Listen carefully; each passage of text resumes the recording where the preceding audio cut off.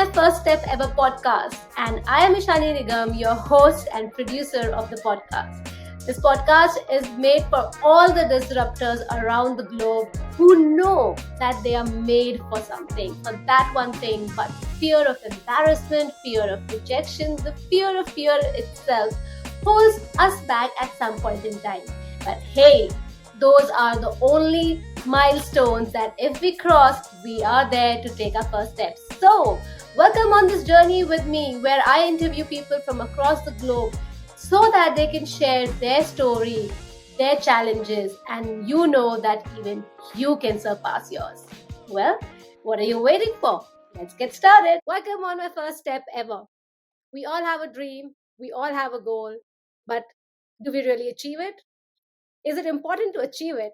I think we might want to ask these questions, but we also want to ask what's the process of achieving it and how important it is. And that's what we really discuss on my first step ever, the behind the scenes of taking the first steps, because that is the most difficult, let's say the most challenging step to take.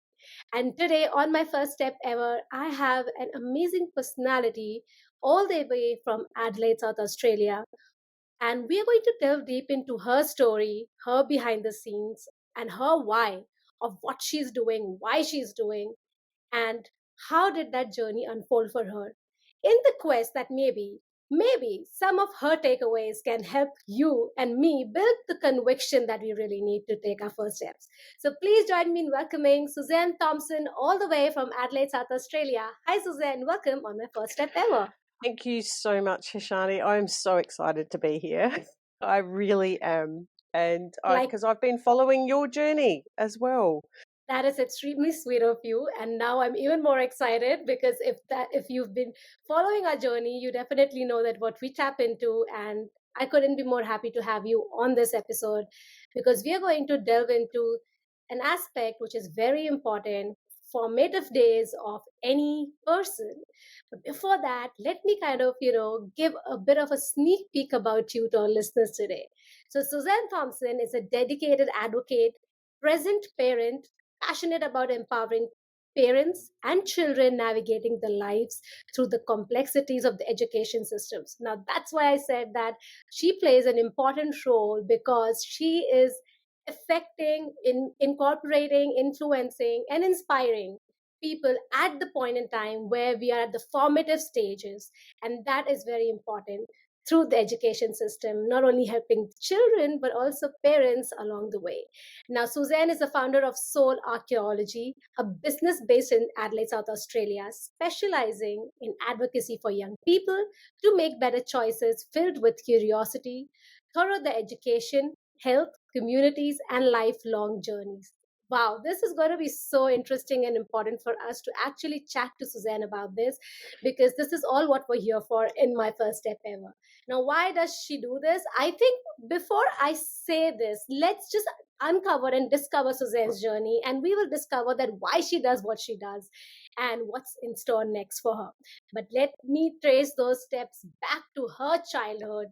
Please, Suzanne, take us through your childhood. What were the kind of people that you were surrounded with, the mindset of the people that you were surrounded with? So my parents and the people I had in as supposed leaders, their roles, were very focused on business and making money and surviving. I think it was more along the lines of just surviving. So I was born in 1972, and I love and admire my parents and those leaders for who they are, and they only knew what they knew. We come from this space of you don't know what you don't know. Our education system was it was along the lines of you'd go to school and you would just do as you're told and no questions asked. You would have to adapt to ensure that you could at least get yourself through a day at school. I have no disrespect to any of those people because they were all lessons and they were all gifts. Fast forward to, I suppose it's most probably 2020, when the children that I am so blessed to have in my life, so Jackson is now 11 and Saffron is now 9, I have been watching their journeys through schooling there was these moments where I was actually still experiencing and seeing similarities between what I went through and what they're going through. And I basically just said, it has to stop. We need to change it. And what can we do? Exciting, Suzanne. Thank you so much for, setting that base of where you probably, began with your journey of soul archaeology. Let me just break down a few things which you mentioned over here. I really like the fact that we are starting this episode on the note of not blaming our parents or our guardians or probably the people around us who had maybe a thing or two to tell us to how we should grow or how we should be doing something, and we did listen to them while growing up. And in many ways we thought, oh my god, this advice ruined my childhood, my adulthood. But this is very, very important point that you've mentioned, that people come with their experiences, especially parents. They're doing the best out of their own experiences. They can only help you with what they know, which is exciting. And also interesting that a lot of people also pick up from the environment and they try and improvise at that point in time. This is exactly what you are doing in your parenting journey, that you felt, hang on, this has been happening for way too long.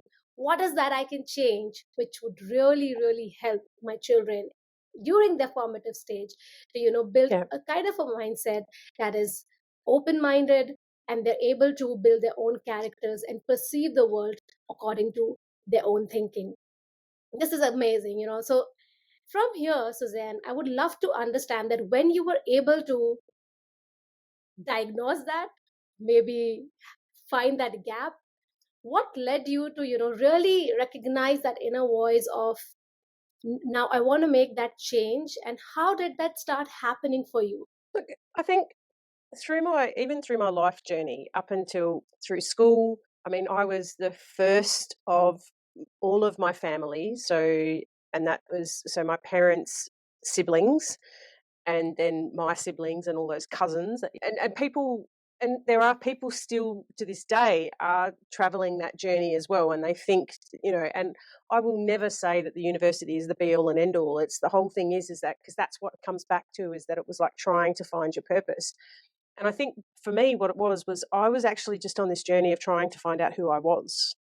It was just this constant question of who am I and what am I? It takes fast forward to 2017 when the marriage to the father of the children imploded, that I then take a spiritual journey of learning deep-seated meditation and yoga, that I am sat in that space of asking that question constantly when I sit and and I sit, and like the seat that I'm sitting in, is that's where I sit every day. I sit in this seat in my room now I still ask that question when I meditate.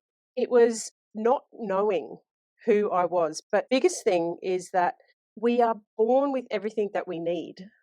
We've actually got it all. We just have to remember where to find it. Wow. And I know that that's deep, and it's hard to sometimes understand. And the thing is that we always need, but what we do need is a guide to help us understand how to navigate through that, to find it. We think it's our parents because but sometimes it's not. I'll hold that space for you.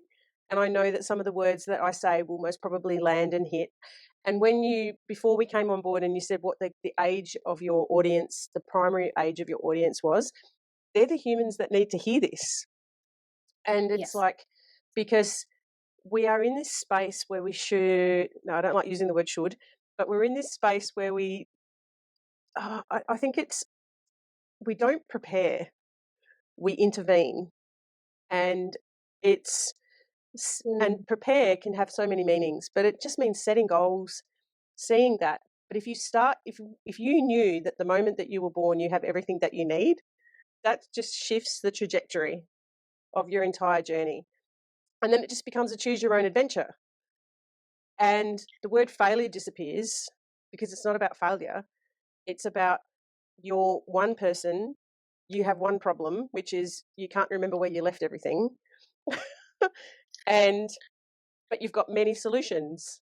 And why not just enjoy all those rather than fear them? That's very profound, Suzanne. For our listeners, I would like to kind of break few things down over here, Suzanne, because that's definitely deep. But you mentioned something about that. What if we knew that we are born with everything that we need to become what we want? That Mm, is such a powerful thought. When you realize it's within you, it's within your control, it's within your control to mold things, to work on those things, to go the yeah, certain way that you want, which is extremely, extremely interesting. And then you start, in fact, you stop putting blames or finding reasons outside you of why certain things are not working, or why it was working because of certain situation, or why because of certain people, or maybe I could never do that alone, it's not me, which is really interesting. And I think we delved into something very deep over here at the very beginning of this episode, which is again interesting because we are forming the basis of a conversation going ahead for every youth who's listening to us, and also the people who like to kind of reinvent their life. If you believe that there are certain dreams that you have and you're unable to achieve because of certain reasons, it's fine. It's okay that you've had it's that okay. journey, but yeah, but take a step back. And I think we are in a very meditative space today, Suzanne, just by listening to you, your calming voice, and what you're mentioning is making a lot of sense. And just sit with yourself, you know understand that what power that you have got, who you really are. And self discovery is kind of a lifelong journey. So for you, Suzanne, when you were able to discover that for yourselves, what turn did that take in terms of starting your first step towards actually contextualizing those findings or those insights for your soul archaeology? Yeah, well, I got out of my own way. And so in 2018, I was deep in meditation teacher training and yoga training, and I was being asked these questions, and it was like, who am I? And what it came down to. So I went to university and I started to study biotechnology, and which I look at a trajectory where it would actually take me where I would be most probably a leading person in the Web3 space today, like now knowing Mhm. what I know. But I didn't. I shifted and I went into archaeology and paleontology because I had this amazing, it was like it was brought into my orbit and I loved it. So I have a degree in archaeology. I worked as an archaeologist and paleontologist. And then what it gave me was this moment of, you are the first person to see this stuff exposed after it died or it landed, and so you actually have everything that you need. So I was always in that space with soul archaeology. So when I got asked in 2018, it was like, who are you? And I said, I'm a soul archaeologist. And they said, how does that work? And I said, well, an archaeologist, their major tool is a sieve, and you the wider the grade of the wires in the sieve, the easier it is to find the bigger jewels. And it was like, oh, okay. And that's the approach that I've always had. And so those bigger jewels inside your purpose, to then move from archaeology into project management and strategic planning and solutions brokerage within the Australian government environment for 15 to 20 years, I actually saw there was this natural, it actually was quite natural. I went into it, but how I've now come to it to being for advocacy for children, like there's many, many journeys, and I can't condense it into this short interview. But it was, I had to get out of my own way. And then and I keep realizing that's what it was. And it was doing these things. Like I had this conversation with my mentor this weekend, and I said, I remember when I came back from my teacher training and I purchased the domain name of soularchaeology.org, and I didn't know why. And then after this weekend, it's like, actually, I need to shift the business into a different phase where it actually becomes this sort of not for profit in a different whole phase because it's an organization. So you're making decisions, and sometimes you don't know why you're making them, but you're actually making them because it's actually already inherent in you, and it's just trusting.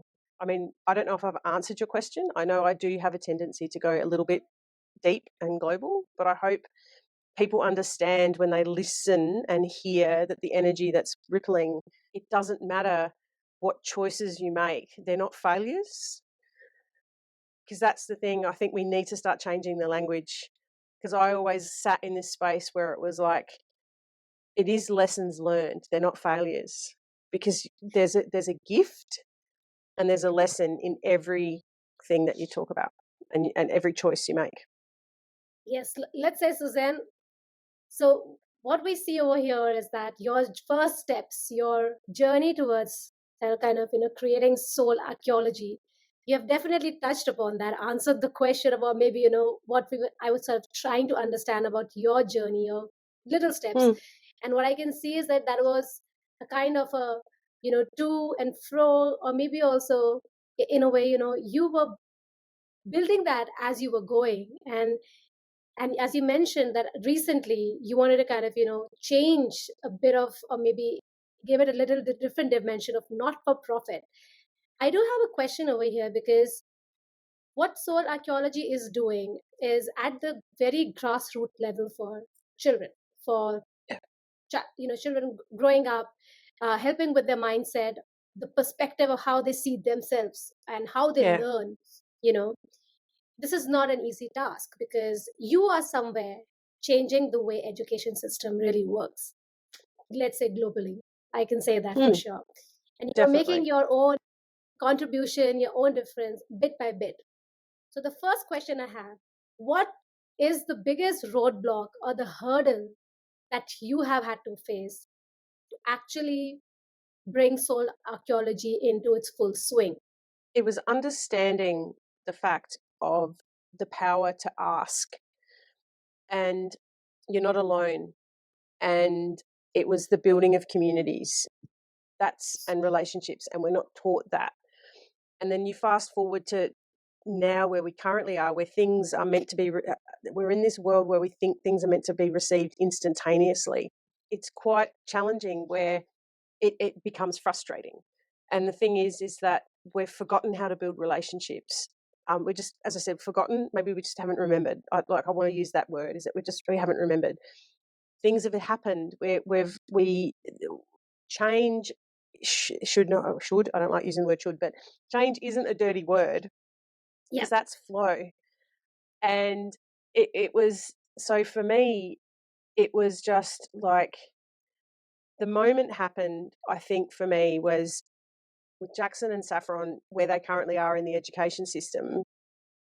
And it really only landed it landed, so it was like, how many times has this happened, was the question. But then I could get stuck on the past, or it could just happen. So Saffron came home from school and mentioned something in the last 2 weeks where she was getting bored in class because she was given a task, she completed it, and then she didn't know how to share with her teacher. Can you give me more?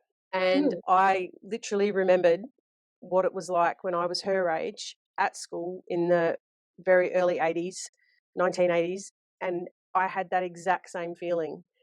And so the moment I saw that, I just went, okay, this is not okay.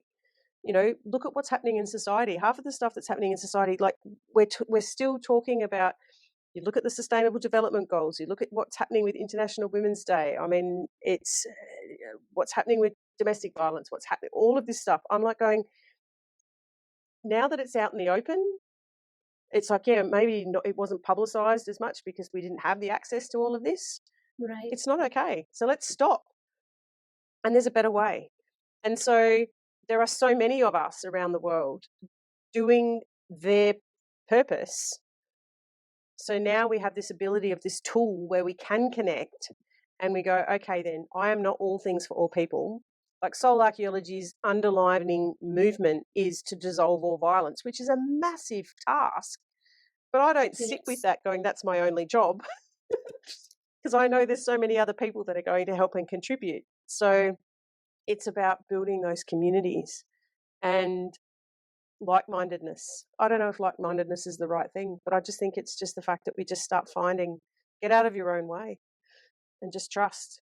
Wow, Susan, if I can, connect some dots in your journey, I feel that very early on that you were very observant and very insightful about things that were happening with you while you were growing up. And Yeah, when you came the full circle with your children, you could kind of tap into the same experiences with them, and you really had the urge of bringing some sort of change. And I can hear a lot about communities building the relationships, and with soul archaeology, I can see that you're kind of sharpening that tool, the purpose of children, the growing up. That's what soul archaeology is really doing at this point in time, to help them figure out what they really are, who they really are, and which is actually, these questions are really big questions. Even people who grow up in the 20s, 30s, 40s, they keep asking the same questions because they're still on a journey of self discovery. And journey. I think Yeah.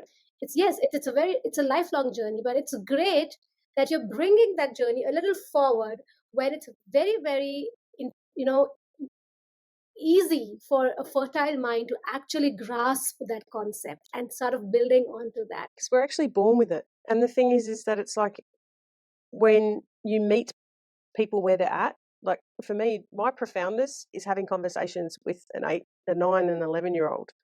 That's profound because they're your mirrors. Because kids learn through modelling. We all learn through modelling. And so where I'm only modelling what I learned, and I know that what I learned, some of it wasn't okay.